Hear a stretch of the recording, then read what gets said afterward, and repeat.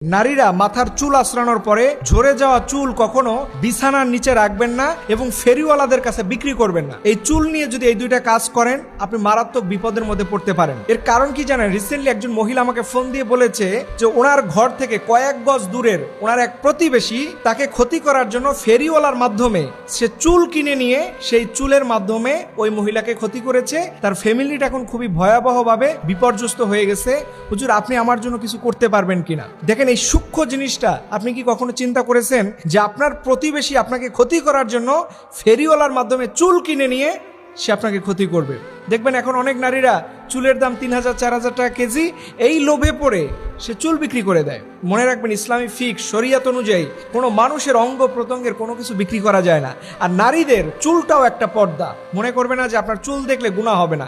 আপনার চুল এটা আপনার পর্দা, এটা আপনার জান্নাত, এটা আপনার জাহান্নাম। দ্বিতীয় নাম্বারে, চুল কখনো বিছানার নিচে রাখবে না। কারণ আপনি যে ভালো আছেন, আপনি যে সুখে আছেন, আপনার স্বামী আপনার সন্তান নিয়ে যে আপনি ভালো আছেন, এটা আপনার অনেক আত্মীয় স্বজনদের ভালো লাগে না। তারা কি করে? স্বাভাবিকভাবে বেড়াতে গেলে ওই রুমের মধ্যে ঢুকে। অনেক নারীরা দেখবেন মাথার চুল আঁচড়ানোর পরে এটা বিছানার নিচে পলিথিনের মধ্যে রেখে দেয়। এখান থেকে তারা জানে, কারণ সাধারণত ঘরের মধ্যে আপনার শাশুড়ি অথবা আপনি এই দুইজন মানুষই মহিলা থাকেন, তারা জানে যে কার বিছানার নিচে কার চুল থাকতে পারে। মনে রাখবেন, রাসূল সাল্লাল্লাহু আলাইহি সাল্লামের মতো পৃথিবীর শ্রেষ্ঠ মানুষ যার সাথে কোনো তুলনা নাই, এরকম রাহমাতুল লিল আলামিন আমাদের পেয়ারা নবীকে এই চুল চুরি করে নিয়ে 11টা গিরা দিয়ে এই চুল দিয়ে একজন ইহুদি নারী আল্লাহর হাবিব সাল্লাল্লাহু আলাইহি ওয়াসাল্লামকে অসুস্থ করে ফেলেছেন। ইভেন এতটাই অসুস্থ হয়েছেন যে রব্বুল আলামিন আমাদের আল্লাহ পাক সূরা নাজিল করতে বাধ্য হয়েছেন রাসূল সাল্লাল্লাহু আলাইহি ওয়াসাল্লামকে সুস্থ করার জন্য। আপনি বুঝতেছেন যে এই চুল কতটা বিপদের কারণ হতে পারে? আপনি কার চোখে চক্ষুশীল হয়ে বসে আছেন আপনি নিজেও জানেন না। এজন্য বোনদেরকে বলবো, চুল এটা একটা পর্দা,